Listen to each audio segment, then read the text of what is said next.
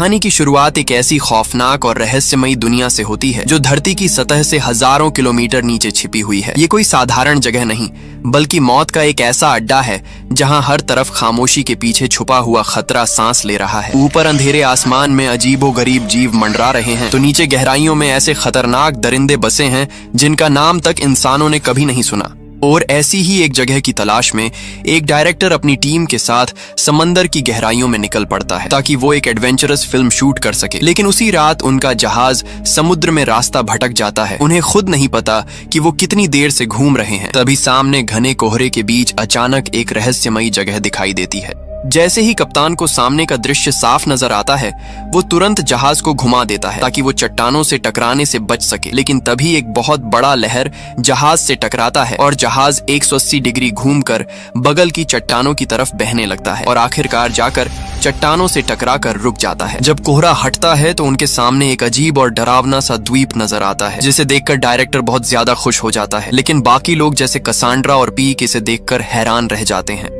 जहाज के लोग जहाज की मरम्मत में लगे होते हैं। तभी डायरेक्टर चुपके से अपनी टीम को लेकर उस द्वीप पर चला जाता है क्योंकि उसके लिए ये जगह शूटिंग के लिए एकदम परफेक्ट है। कप्तान ये सब देखता तो है लेकिन कुछ कर नहीं पाता।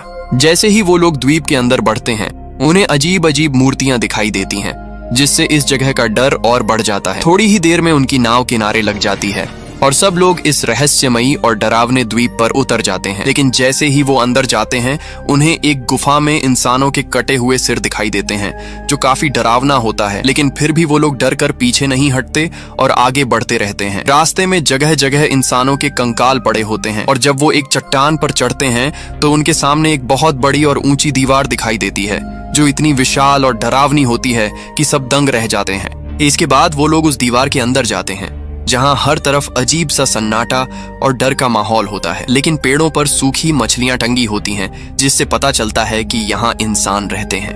तभी उन्हें एक छोटी लड़की दिखाई देती है जो किसी आदिवासी जैसी लगती है। उसकी त्वचा देखकर लगता है कि उसमें अफ्रीकी नस्ल के जीन हैं। वो लड़की अजीब तरीके से हाथ हिलाकर उन्हें यहाँ से जाने का इशारा करती है। लेकिन डायरेक्टर सबको कहता है कि डरने की जरूरत नहीं है और वो अपनी जेब से चॉकलेट निकालकर लड़की की तरफ बढ़ता है। लड़की एक ही जगह खड़ी रहती है और उसकी आंखें सीधा डायरेक्टर को घूर रही होती हैं। डायरेक्टर जबरदस्ती चॉकलेट उसके हाथ में दे देता है लेकिन इससे लड़की डर जाती है और खुद को छुड़ाने की कोशिश करती है। लेकिन डायरेक्टर उसका हाथ नहीं छोड़ता।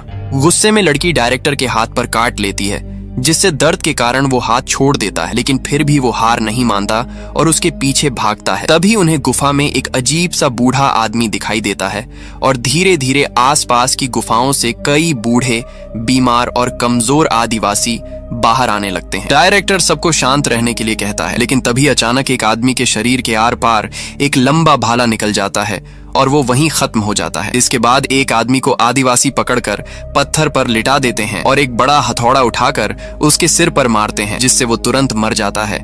उन्हें एक को मारकर भी संतोष नहीं होता और अगला नंबर डायरेक्टर का आता है। जैक उसे बचाने की कोशिश करता है लेकिन पीछे से एक आदिवासी उसके सिर पर वार कर देता है और वो बेहोश हो जाता है। एक बूढ़ी औरत कसांड्रा के सामने कुछ अजीब भाषा में बोलती रहती है। वहीं डायरेक्टर को पत्थर पर दबा दिया जाता है और वो हिल भी नहीं पाता। जैसे ही हथौड़ा उसके ऊपर गिरने वाला होता है तभी अचानक गोली चलती है और एक आदिवासी गिर जाता है। दरअसल कप्तान समय पर अपने लोगों के साथ पहुंच जाता है और गोलियों की आवाज से आदिवासी डरकर भाग जाते हैं। अगर कप्तान समय पर नहीं आता तो डायरेक्टर की कहानी शुरू होने से पहले ही खत्म हो जाती। जैक भी जमीन पर बेहोश पड़ा होता है और इसके बाद सब लोग जल्दी से जहाज पर वापस लौट जाते हैं। लेकिन तूफानी रात अभी खत्म नहीं हुई होती। कसांड्रा अपने कमरे में अकेली होती है और उसे अजीब सा डर महसूस होता है जैसे कोई उसके करीब आ रहा हो। और सच में आदिवासी अंधेरे का फायदा उठाकर लंबी बांस की मदद से चट्टानों पर चढ़ते हुए जहाज तक पहुंच जाते हैं और उनका निशाना कसांड्रा होती है। जल्दी ही डरावने चेहरे वाले आदिवासी जहाज पर चढ़ जाते हैं और उसे हर जगह ढूंढने लगते हैं। उसी वक्त जैक होश में आता है और बाहर तेज तूफान चल रहा होता है। तभी उसकी नजर जमीन पर पड़े एक हड्डियों के हार पर पड़ती है और वो तुरंत कसांड्रा के कमरे की तरफ भागता है। वहां पहुंचकर देखता है कि कमरा पूरी तरह बिखरा हुआ है और एक क्रू मेंबर की लाश भी पड़ी है। लेकिन कसांड्रा को आदिवासी उठा ले गए होते हैं। इसके बाद जैक घबराकर तुरंत कप्तान के पास जाता है और उसे सब कुछ बताता है। कप्तान भी यह सुनते ही समझ जाता है कि मामला बहुत गंभीर है। वो तुरंत द्वीप की तरफ देखता है और देखता है कि वहां आग जल रही है जिससे साफ हो जाता है कि आदिवासी लोग किसी तरह का अनुष्ठान कर रहे हैं। वहीं दूसरी तरफ कसांड्रा को आदिवासी लोग पकड़कर एक बूढ़ी औरत के सामने ले आते हैं। जहाज पर मौजूद बाकी लोग भी चुप नहीं बैठते। वो तय करते हैं कि वो कसांड्रा को ऐसे ही आदिवासियों के हाथों नहीं छोड़ सकते। कप्तान अपने कमरे में जाता है और एक बड़ा सा बॉक्स खोलता है जिसमें कई सारी बंदूकें रखी होती हैं। अब वो फैसला करते हैं कि आदिवासियों को इसका जवाब देना पड़ेगा। जल्दी ही 2 नावों में भरकर लोग द्वीप की तरफ निकल पड़ते हैं। इसी दौरान द्वीप पर एक अजीब सा अनुष्ठान चल रहा होता है। कुछ आदिवासी लकड़ी के खंभों को जोर जोर से पीट रहे होते हैं। कसांड्रा के हाथ बांध दिए जाते हैं और सबके चेहरे बहुत अजीब और डरावने लग रहे होते हैं। फिर वो बूढ़ी औरत कसांड्रा के गले में हड्डियों से बना एक हार पहना देती है। जैसे जैसे आदिवासी लोग खंभों को पीटते रहते हैं, दूर जंगल में कोई जीव उन्हें देख रहा होता है। माहौल और ज्यादा डरावना होता जाता है। थोड़ी देर बाद कसांड्रा को एक मंच पर ले जाया जाता है। उसके हाथ एक ऐसे ढांचे में बांध दिए जाते हैं जो धीरे धीरे आगे की तरफ बढ़ता है।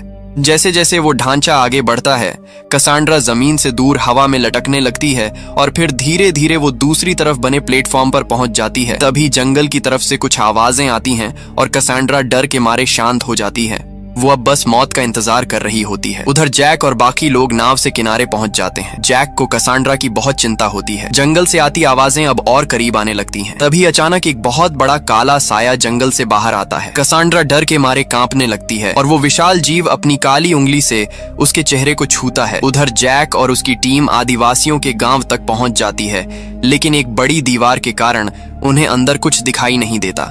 तभी वो विशाल जीव कसांड्रा को उठाकर वहां से जाने लगता है और उसकी डरावनी दहाड़ सुनकर सब लोग सन्न रह जाते हैं। उसके आकार को देखकर साफ पता चलता है कि वो किंग कॉन्ग है। कसांड्रा की चीख सुनकर जैक को उसका अंदाजा हो जाता है और वो तुरंत उसकी तरफ भागता है। डायरेक्टर भी उसके साथ जाता है, लेकिन जैसे ही वो किंग कॉन्ग को करीब से देखते हैं, डायरेक्टर एक पल के लिए डर और उत्साह दोनों महसूस करता है। किंग कॉन्ग भी उसकी तरफ देखता है और फिर कसांड्रा को लेकर घने जंगल में गायब हो जाता है। लेकिन डायरेक्टर के मन में अब एक नया लालच जाग चुका होता है। वो सोचता है कि अगर वो किंग कॉन्ग को कैद कर ले तो उसकी जिंदगी बदल सकती है। इसलिए वो ये बात बाकी लोगों से छुपा लेता है। इसके बाद भी ये लोग अपनी जान जोखिम में डालकर रात के समय उस खतरनाक जंगल में घुस जाते हैं जहां डायनासोर जैसे जीव मौजूद हैं। तभी अचानक घास में से एक बड़ा सा ट्राइसेराटॉप्स निकलकर उन पर हमला कर देता है। जिसने पहले कभी डायनासोर नहीं देखा, वो सब एक पल के लिए घबरा जाते हैं और अपने हथियार चलाना तक भूल जाते हैं। वो विशाल जानवर सबको इधर उधर उछालने लगता है। अगर वो किसी के ऊपर पैर रख दे तो वो सीधा खत्म हो सकता है। कई लोग उसकी टक्कर से दूर जा गिरते हैं और पूरा माहौल अफरा तफरी में बदल जाता है। आखिरकार एक आदमी अपनी मशीन गन निकालकर उस पर फायरिंग करता है। गोलियों के सामने वो भी ज्यादा देर टिक नहीं पाता और गिर जाता है। तभी डायरेक्टर मौका देखकर ये सब कैमरे में रिकॉर्ड करने लगता है। वहीं दूसरी तरफ किंग कॉन्ग कसांड्रा को पकड़कर जंगल के अंदर तेजी से बढ़ता जा रहा होता है। कसांड्रा को ऐसा लग रहा होता है जैसे वो किसी रोलर कोस्टर पर बैठी हो। थोड़ी देर बाद वो दोनों एक चट्टान के पास पहुंचते हैं। किंग कॉन्ग उसे पकड़कर बार बार हिलाता है और उसे गौर से देखता है, लेकिन उसके चेहरे से ये समझ नहीं आता कि वो खुश है या गुस्से में। कसांड्रा इस सब से परेशान होकर अपने गले का हड्डियों वाला हार निकालती है और मौका मिलते ही किंग कॉन्ग की उंगली में चुभो देती है। दर्द के कारण किंग कॉन्ग उसे छोड़ देता है और वो गिरकर पास में पड़ी हड्डियों के ढेर में जा गिरती है। जैसे ही किंग कॉन्ग उसे दोबारा पकड़ने जाता है, तभी दूर से जैक की आवाज आती है। मौका पाकर कसांड्रा भागने लगती है, लेकिन ज्यादा दूर नहीं जा पाती और किंग कॉन्ग फिर से उसे पकड़कर जंगल के और अंदर ले जाता है। कुछ देर बाद जैक और बाकी लोग वहां पहुंचते हैं और जमीन पर पड़ा वही हड्डियों का हार देख कर समझ जाते हैं कि वो सही जगह पर हैं। आसपास बहुत सारी हड्डियां पड़ी होती हैं, जिससे उन्हें लगता है कि ये किसी राक्षस का शिकार करने की जगह है। साथ ही उन्हें एक रास्ता भी दिखता है जो किसी बड़े जीव के चलने से बना होता है और वो उसी रास्ते पर आगे बढ़ने लगते हैं। जैसे जैसे जैक और उसकी टीम उस रास्ते पर आगे बढ़ती है, उन्हें चारों तरफ अजीब और खतरनाक चीजें नजर आने लगती हैं। तभी अचानक उनके आसपास बहुत बड़े बड़े मच्छर जैसे प्राचीन कीड़े मंडराने लगते हैं, जो आकार में पक्षियों जितने बड़े होते हैं। उन्हें देखकर सब परेशान हो जाते हैं। एक आदमी गुस्से में आकर तवे जैसी चीज से उन्हें मारने लगता है, लेकिन ये कीड़े पीछा छोड़ने का नाम नहीं लेते। आखिरकार वो अपनी मशीन गन निकालकर फायरिंग करने लगता है, लेकिन तभी उसका साथी उसे रोक देता है, क्योंकि गोलियों की आवाज और भी खतरनाक जीवों को आकर्षित कर सकती है। कुछ देर बाद वो लोग एक पुराने खंडहर जैसी जगह पर पहुंचते हैं, जहां देखकर अंदाजा लगाया जा सकता है कि कभी यहाँ कोई सभ्यता रही होगी। सब लोग थोड़ी देर आराम करने के लिए रुकते हैं। तभी जैक की नजर जमीन पर पड़े एक बहुत बड़े पैरों के निशान पर जाती है। जिसे देखकर कप्तान समझ जाता है कि ये किसी बहुत बड़े और खतरनाक प्राचीन जीव का निशान है। ये बात सुनकर सबके चेहरे पर डर साफ नजर आने लगता है, क्योंकि उनके पास उस तरह के जीव से लड़ने की कोई ताकत नहीं है। लेकिन डायरेक्टर चुपके से कैमरा लेकर घाटी का पूरा दृश्य रिकॉर्ड करने निकल जाता है। तभी उसकी नजर दूर खड़े कई विशालकाय ब्रैकियोसॉरस जैसे डायनासोर पर पड़ती है, जो शांति से खाना खा रहे होते हैं। वो बिना घबराए सब कुछ रिकॉर्ड करता रहता है। लेकिन अचानक सारे डायनासोर एक साथ सतर्क हो जाते हैं और अपने सिर उठाकर इधर उधर देखने लगते हैं, जैसे उन्हें किसी खतरे का आभास हो गया हो। तभी झाड़ियों के बीच से कुछ तेज हलचल होती है और माहौल अचानक बदल जाता है। ब्रूस को लगता है कि कुछ बहुत गलत होने वाला है। वो बिना कुछ कहे धीरे धीरे पीछे हटने लगता है और फिर अचानक भागने लगता है। बाकी लोग पहले तो समझ नहीं पाते, लेकिन फिर उसके पीछे पीछे भागने लगते हैं। जैक आगे जाकर देखता है तो पाता है कि डायरेक्टर कैमरा लेकर जान बचाकर भाग रहा है और उसके पीछे कई विशाल ब्रैकियोसॉरस भागते चले आ रहे हैं। उनके भारी भरकम शरीर से जमीन हिल रही होती है और पूरा रास्ता भर चुका होता है। ऐसा लगता है जैसे कोई बेकाबू भीड़ दौड़ रही हो। इस भगदड़ की असली वजह कुछ चालाक वेलोसिरैप्टर होते हैं, जिन्होंने ये पूरा जाल बिछाया होता है। वो तेजी से इधर उधर भागते हुए बड़े डायनासोर को डराते हैं ताकि वो इंसानों की तरफ भागें। एक वेलोसिरैप्टर छलांग लगाकर एक बड़े डायनासोर की गर्दन पर चढ़ जाता है, लेकिन वो उसे झटक कर नीचे गिरा देता है। उसी समय जैक भी उससे भिड़ जाता है और उसे लात मारकर गिरा देता है। ब्रूस आगे भागते हुए एक गड्ढे जैसी जगह में छुप जाता है और डर के मारे कांपने लगता है। तभी उसके ऊपर से कोई गाढ़ा तरल गिरता है और वो ऊपर देखता है तो एक खतरनाक जीव उसे घूर रहा होता है। डर के मारे वो तुरंत वहां से निकलकर फिर से दौड़ने लगता है और बाकी लोगों से भी आगे निकल जाता है। उधर एक वेलोसिरैप्टर तेजी से जैक की तरफ आता है। जैक तुरंत एक बड़े डायनासोर के नीचे घुस जाता है, जिससे वो बच जाता है क्योंकि वेलोसिरैप्टर उस बड़े डायनासोर से टकरा जाता है। फिर जैक मौका देखकर उस पर हमला करता है और वो डायनासोर के पैरों तले कुचलकर मर जाता है। लेकिन आगे जाकर रास्ता खत्म हो जाता है और कई बड़े डायनासोर मुड़ नहीं पाते और सीधे खाई में गिर जाते हैं। पूरा दृश्य बेहद खतरनाक और भयानक हो जाता है। एक आदमी पीछे से भागते हुए गोली चलाता है और एक वेलोसिरैप्टर को मार गिराता है, लेकिन उसकी गोली गलती से पीछे आ रहे बड़े डायनासोर को लग जाती है, जिससे वो संतुलन खो देता है और बाकी डायनासोर से टकरा जाता है। फिर वहां एक के बाद एक टकराने का सिलसिला शुरू हो जाता है और पूरा रास्ता टूटने लगता है। इस अफरा तफरी में कई लोग बाल बाल बचते हैं, जबकि कुछ घायल हो जाते हैं। आखिरकार जैक डायरेक्टर को पकड़कर आगे बढ़ता है और दोनों जान बचाकर भागते रहते हैं। बाकी लोग भी पहाड़ी की तरफ चढ़ने लगते हैं, लेकिन वेलोसिरैप्टर उनका पीछा नहीं छोड़ते। सबसे पीछे एक बूढ़ा आदमी कैमरे का सामान लेकर चढ़ रहा होता है, लेकिन वो बहुत थक चुका होता है। वो मदद के लिए चिल्लाता है, लेकिन इससे पहले कि कोई उसकी मदद कर पाता, एक वेलोसिरैप्टर उसे पकड़कर नीचे खींच ले जाता है और इस तरह टीम का एक और सदस्य उनके सामने ही खत्म हो जाता है। इसी बीच किंग कॉन्ग कसांड्रा को अपने ठिकाने पर ले आता है और उसे जमीन पर रख देता है। कसांड्रा डर के मारे बिल्कुल हिलती तक नहीं है। किंग कॉन्ग उसे थोड़ा छेड़ कर देखता है, लेकिन जब वो कोई हरकत नहीं करती तो उसका इंटरेस्ट कम हो जाता है और वो अपने ठिकाने के बाहर बैठ जाता है जैसे कोई राजा बैठा हो। लेकिन असल में कसांड्रा पूरी तरह होश में होती है और मौका मिलते ही धीरे धीरे वहां से निकलने की कोशिश करती है, लेकिन वो कितनी दूर भाग सकती है। कुछ ही कदम चलते ही किंग कॉन्ग उसे देख लेता है और वो पीछे हटते हटते गिर जाती है। लेकिन इस बार वो समझ जाती है कि किंग कॉन्ग को कैसे हैंडल करना है। एक एक्टर होने के कारण वो थोड़ा एक्टिंग करने लगती है, जिससे किंग कॉन्ग हैरान हो जाता है। लेकिन अचानक जब वो जमीन पर गिरकर मरने का नाटक करती है तो किंग कॉन्ग कंफ्यूज हो जाता है और नीचे झुककर उसे देखने लगता है। तभी वो अचानक उठकर उसे डरा देती है, जिससे किंग कॉन्ग गुस्से में आ जाता है और जमीन पर हाथ मारने लगता है। वो गुस्से में उसे मार भी सकता था, लेकिन वो ऐसा नहीं करता क्योंकि उसे पहली बार कोई ऐसा इंसान मिला है जो उसे अलग लगता है। उसके अंदर गुस्सा भी है और लगाव भी। वो थोड़ा अजीब तरीके से बिहेव करने लगता है और फिर वहां से हट जाता है। उधर जैक और बाकी लोग अपनी टीम के कई लोगों को खो चुके होते हैं। कुछ लोग अब आगे बढ़ने के खिलाफ होते हैं और कहते हैं कि अब वापस लौट जाना चाहिए, लेकिन सबकी राय अलग अलग होती है। आखिरकार कप्तान आधे लोगों को लेकर वापस जाने का फैसला करता है, जबकि बाकी लोग यहीं रुककर नाव बनाने लगते हैं ताकि वो पानी से भरे जंगल को पार कर सकें। लेकिन जैसे ही वो पानी में उतरते हैं, जैक को कुछ अजीब महसूस होता है। तभी पानी में से एक विशाल झींगा जैसा जीव निकलता है। जैक उसे मार गिराता है, लेकिन उसके बाद ऐसे कई जीव लगातार बाहर आने लगते हैं। हालांकि उनकी ताकत ज्यादा नहीं होती, इसलिए सब मिलकर उन्हें किसी तरह संभाल लेते हैं। लेकिन तभी अचानक उनकी नाव को कोई बड़ा जीव टक्कर मारता है और सबका संतुलन बिगड़ जाता है। अब माहौल बहुत ज्यादा डरावना हो जाता है क्योंकि पानी के अंदर कुछ बहुत बड़ा घूम रहा होता है। थोड़ी ही देर में एक विशाल मछली जैसा जीव सामने आता है, जो उनकी लकड़ी की नाव को उठाकर दूसरी नाव से टकरा देता है और नाव टूट जाती है। जैक भारी बैग के कारण पानी में डूब जाता है, लेकिन वो घबराता नहीं और पहले नीचे की स्थिति को समझने की कोशिश करता है। तभी वो देखता है कि वो विशाल मछली उसकी तरफ आ रही है। वो तुरंत ऊपर वालों को इशारा करता है कि पानी के ऊपर मत आओ, लेकिन कोई उसकी बात नहीं समझ पाता। अपनी जान बचाने के लिए वो तेजी से किनारे की तरफ तैरता है और पेड़ों की जड़ों के बीच छिप जाता है, जिससे वो उस मछली का शिकार बनने से बच जाता है। फिर वो अपना भारी बैग उतार कर ऊपर की तरफ तैरता है। ऊपर आते ही देखता है कि सब तरफ अफरा तफरी मची हुई है। डायरेक्टर कैमरे को बचाने के लिए चिल्ला रहा होता है। तभी वो मछली फिर से हमला करती है और एक आदमी को पकड़कर पानी में खींच ले जाती है। डायरेक्टर गुस्से में आकर मशीन गन से उस पर फायरिंग करता है, लेकिन गोलियों का उस पर कोई असर नहीं होता और उल्टा उनकी नाव और टूट जाती है। अब सब लोग मजबूरी में पानी में गिर जाते हैं। जैक तुरंत कैमरे को बचाने के लिए आगे बढ़ता है, लेकिन तभी मछली फिर से उसकी तरफ आती है। वो लगभग उसका शिकार बनने ही वाला होता है कि तभी डायरेक्टर सही समय पर गोली चलाता है, जिससे मछली पीछे हट जाती है। अब सब लोग जैसे तैसे तैरकर किनारे पहुंचते हैं। डायरेक्टर पूरी तरह थक चुका होता है, लेकिन फिर भी वो कैमरा उठाकर चेक करता है और खुश होता है कि वो अभी भी सही सलामत है। बाकी लोग किनारे पर गिरकर आराम करने लगते हैं।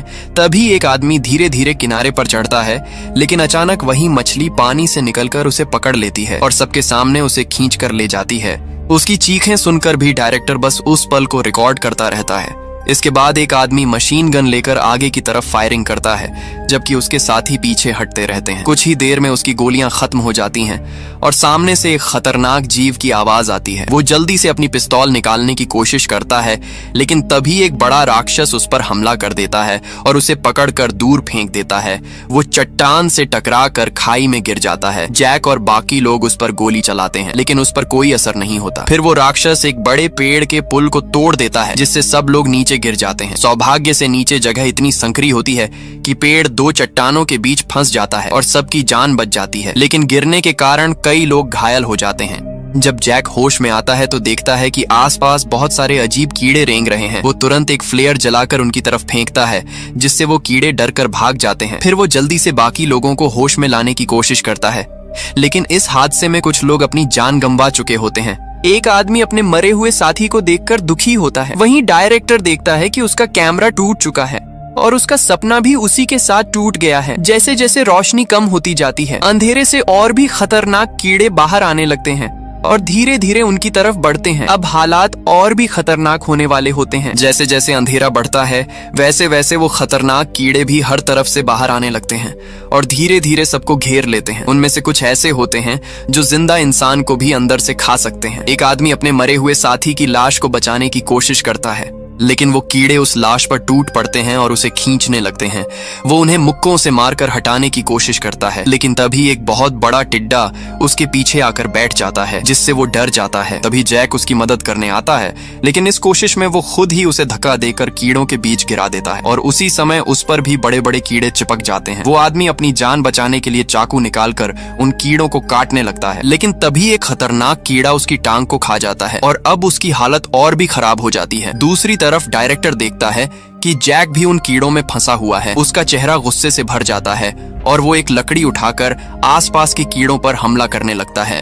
अब वो सिर्फ अपनी जान बचाने के लिए नहीं, बल्कि अपने टूटे हुए सपनों का गुस्सा भी निकाल रहा होता है। लेकिन कीड़ों की संख्या इतनी ज्यादा होती है कि वो रुकने का नाम नहीं लेते। इसी बीच एक आदमी ऊपर चढ़कर बाहर निकलने की कोशिश करता है, लेकिन अचानक एक दरार में से निकले पंजे उसे पकड़कर अंदर खींच लेते हैं और वो गायब हो जाता है। हालात इतने खराब हो जाते हैं कि सबको समझ आ जाता है कि अब बचना मुश्किल है। वही घायल आदमी धीरे धीरे कमजोर होता जा रहा होता है और आखिरकार एक और कीड़ा उसका हाथ भी खा जाता है। अब वो पूरी तरह टूट चुका होता है और समझ जाता है कि उसकी मौत तय है। वो बेबस होकर वहीं पड़ा रहता है और धीरे धीरे कीड़े उसे जिंदा ही खा जाते हैं। दूसरी तरफ जैक को भी कई बड़े टिड्डे जैसे कीड़े जकड़ लेते हैं और वो बिल्कुल हिल नहीं पाता। तभी एक साथी उसकी मदद के लिए आता है। वो तेजी से अपने बैग से मैगजीन निकालता है और मशीन गन में डालकर बहुत ही सटीक निशाने से जैक के शरीर पर चिपके कीड़ों को मार देता है। कुछ ही सेकंड में जैक खुद को छुड़ा लेता है, लेकिन तभी दूर से और भी बड़े खतरे आते नजर आते हैं। इस बार विशाल बिच्छू उनकी तरफ बढ़ रहे होते हैं। जैसे ही बिच्छू आते हैं, बाकी छोटे कीड़े अचानक गायब हो जाते हैं। अब चारों तरफ सिर्फ वही बड़े बड़े बिच्छू रह जाते हैं जो हर दिशा से उन्हें घेर लेते हैं। उनके सामने अब कोई रास्ता नहीं बचता और वो पूरी तरह फंस जाते हैं। इतने बड़े और ताकतवर जीवों के सामने उनके पास लड़ने की ताकत भी नहीं बचती।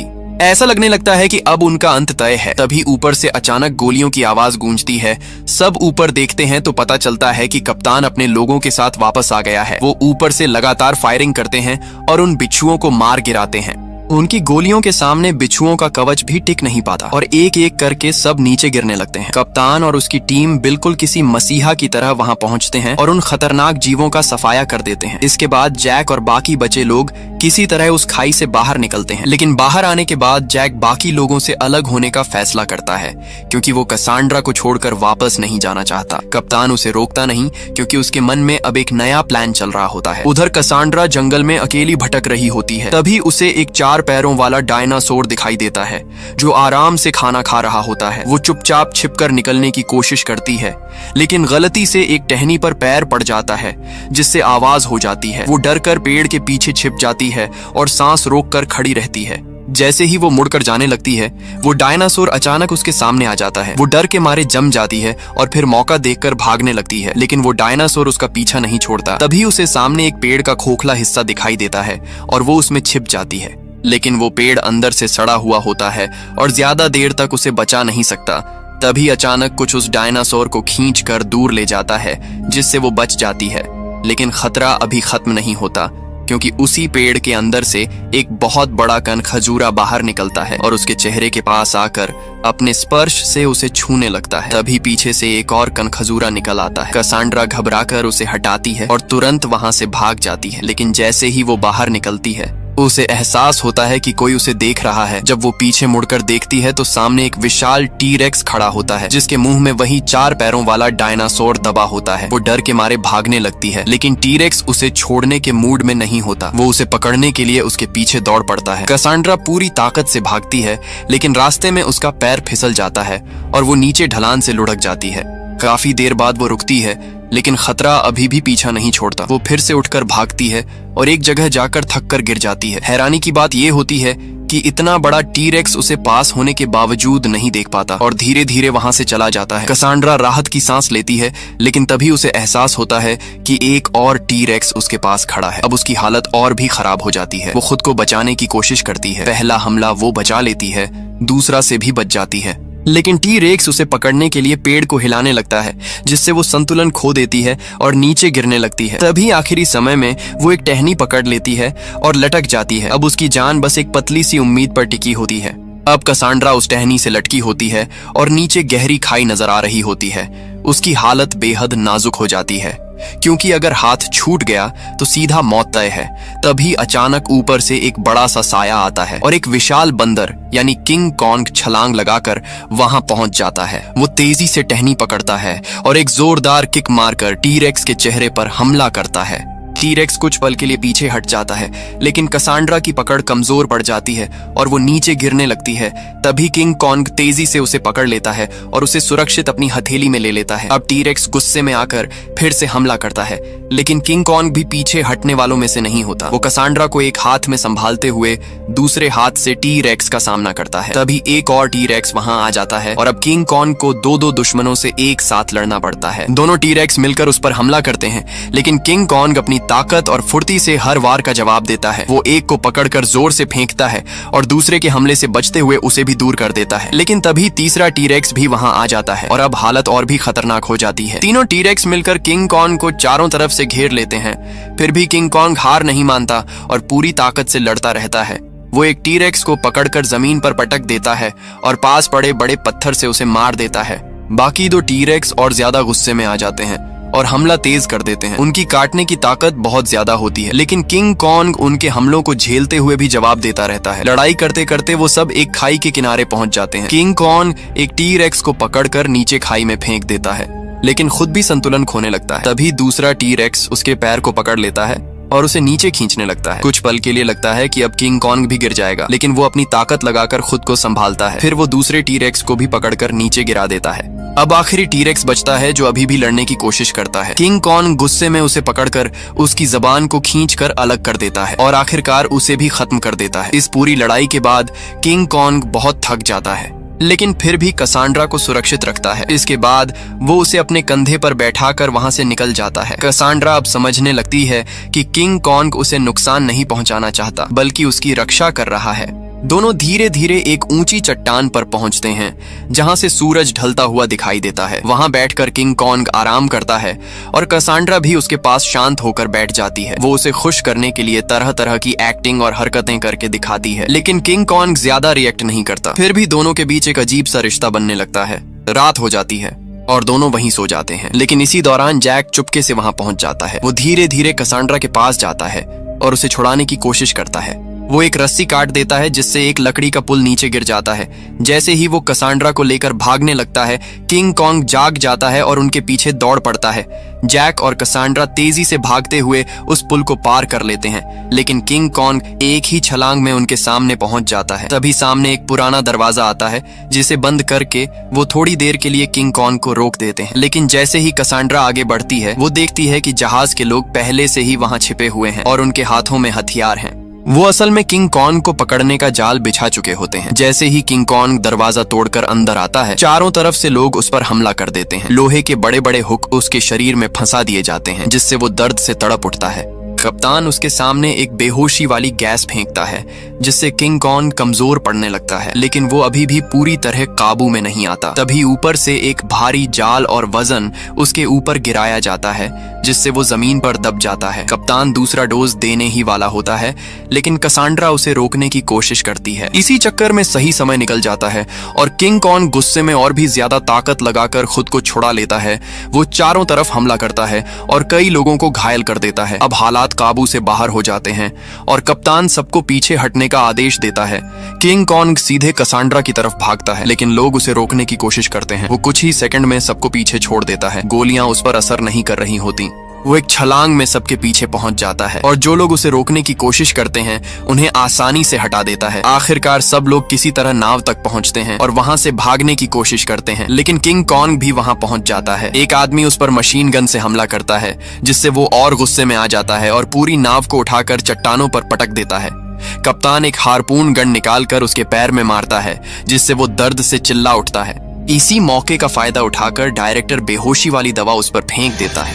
दवा का असर धीरे धीरे उसके दिमाग पर होने लगता है और आखिरकार वो जोर जोर से चिल्लाते हुए बेहोश होकर गिर जाता है। इसके बाद एक पर्दा धीरे धीरे उठता है और सामने वही विशाल किंग कॉन्ग दिखाई देता है, लेकिन अब वो पहले जैसा ताकतवर और आजाद नहीं रहा होता। उसके चेहरे पर थकान और हार का भाव साफ नजर आता है। उसकी दोनों हाथों में भारी जंजीरें बंधी होती हैं और उसे एक शोपीस की तरह लोगों के सामने पेश किया जा रहा होता है। अब वो डायरेक्टर के लिए सिर्फ पैसे कमाने का जरिया बन चुका होता है। उसके इशारे पर लोग पीछे से मशीन चलाकर उसकी जंजीरों को खींचते हैं, जिससे किंग कॉन्ग मजबूरी में अपने हाथ उठाता है। उसके सामने कुछ कलाकार नाच गाना करके लोगों को एंटरटेन करते हैं और नीचे बैठे लोग हंसते हैं, लेकिन उन्हें इस बात का अंदाजा नहीं होता कि वो कितने बड़े खतरे के साथ खेल रहे हैं। फिर वो लोग उसी तरह का सीन दोबारा बनाने की कोशिश करते हैं जैसा द्वीप पर देखा गया था।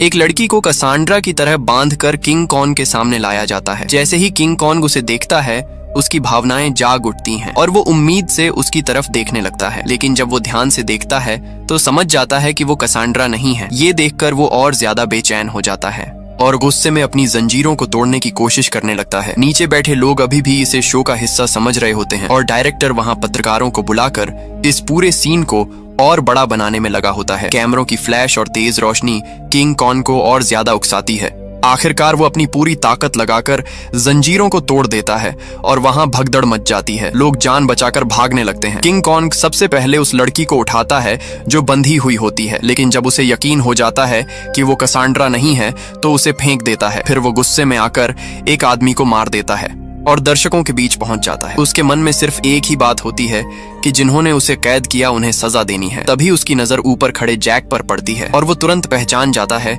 कि उसी ने कसांड्रा को उससे दूर किया था। जैक किसी तरह वहां से भाग निकलता है। वहीं डायरेक्टर अपने सपनों को टूटते हुए देखता रह जाता है। किंग कॉन्ग थिएटर को तोड़कर बाहर निकल आता है और शहर की सड़कों पर तबाही मचा देता है। लोग इधर उधर भागते हैं और पूरा शहर डर में डूब जाता है। तभी उसकी नजर एक लड़की पर पड़ती है जिसके बाल सुनहरे होते हैं और वो उसे कसांड्रा समझकर पकड़ लेता है, लेकिन करीब से देखने पर उसे पता चलता है कि वो भी कसांड्रा नहीं है। इसी तरह वह कई लोगों को पकड़ कर देखता है, लेकिन कोई भी वो नहीं होता जिसे वो ढूंढ रहा है। इससे वो और ज्यादा परेशान और गुस्से में आ जाता है। शहर में चारों तरफ अफरा तफरी मच जाती है। लोग उस विशाल जीव के सामने बिल्कुल असहाय नजर आते हैं। काफी देर तक गुस्सा निकालने के बाद अचानक किंग कॉन्ग को कुछ महसूस होता है। वो रुकता है और एक दिशा में देखने लगता है। वहां दूर उसे एक जानी पहचानी आकृति दिखाई देती है। वो धीरे धीरे उसकी तरफ बढ़ता है और जैसे जैसे वो पास आता है साफ हो जाता है कि वो कसांड्रा ही है। दोनों एक दूसरे को देखकर भावुक हो जाते हैं। किंग कॉन्ग की आंखों में आंसू आ जाते हैं और कसांड्रा भी उसे देखकर भावुक हो जाती है। वो धीरे से उसके हाथ को छूती है और दोनों कुछ पल के लिए बस एक दूसरे को देखते रहते हैं, जैसे दो अलग दुनियाओं के लोग एक साथ आ गए हों। ये एक अजीब लेकिन गहरा रिश्ता होता है जिसमें डर भी है और लगाव भी, लेकिन इस दुनिया में ऐसा रिश्ता ज्यादा देर टिक नहीं सकता। और इसी के साथ कहानी यहीं खत्म हो जाती है। ये एक ऐसी कहानी थी जिसमें इंसान की लालच और एक जंगली जीव की मासूमियत दोनों देखने को मिलती है। और आखिर में ये समझ आता है कि असली राक्षस कौन है, इंसान या वो जिसे हम राक्षस समझते हैं। आपको आज की वीडियो कैसी लगी कमेंट्स में जरूर बताना। मिलते हैं नेक्स्ट वीडियो में, तब तक के लिए बाय।